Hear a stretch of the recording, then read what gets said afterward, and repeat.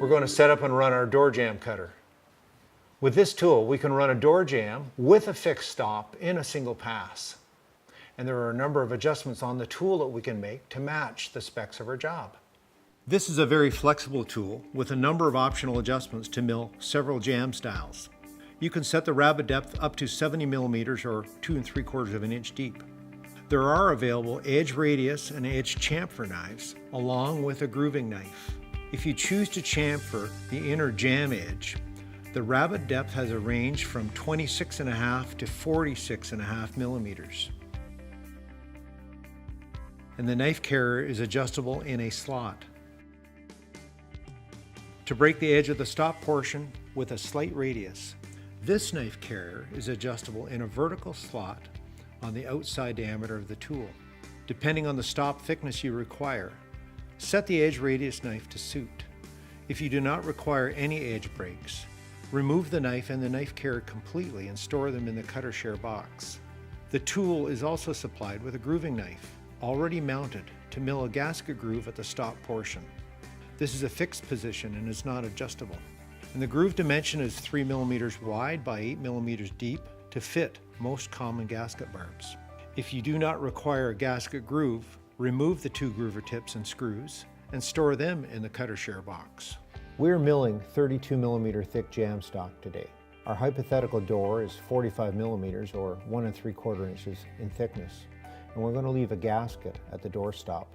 So we're allowing the maximum edge chamfer of 46.5 millimeter, and we are leaving the gasket grooving knife mounted on the tool.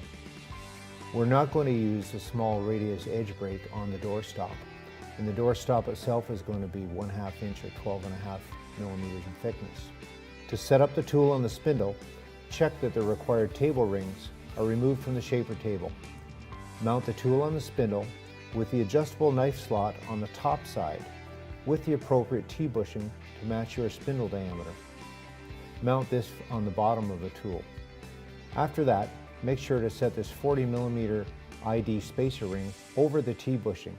This gives a good bearing surface for clamping with the machine spacers and nut.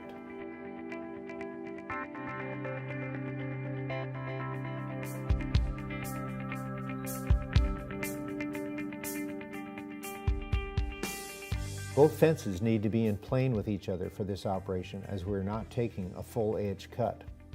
Depth of the rabbet is set by measuring from the straight vertical knife to the fence. In this case, we're looking for 46.5 millimeters. And the door stop thickness is measured from the machine table to the top of the straight vertical knife.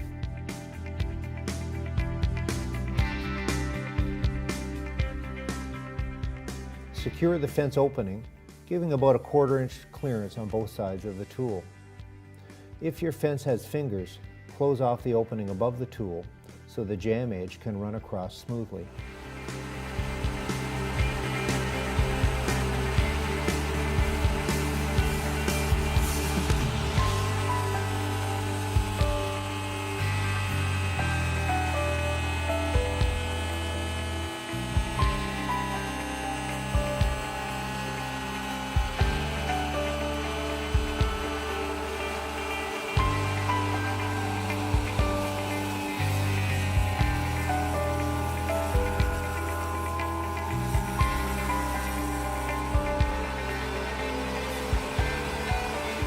So we've run our sample parts with a door jamb cutter.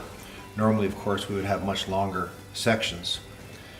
We've left a couple of adjustments and a couple of the features on and some off. So we've run this with a very slight 45-degree chamfer at the edge of the jamb.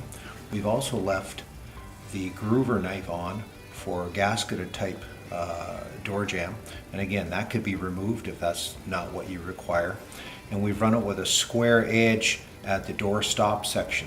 This could also have a slight radius, as in this sample here, where we've got a 1.5 millimeter edge break here. And again, the chamfer size and the radius are all adjustable in size, as is the depth of the rabbet on the door jamb.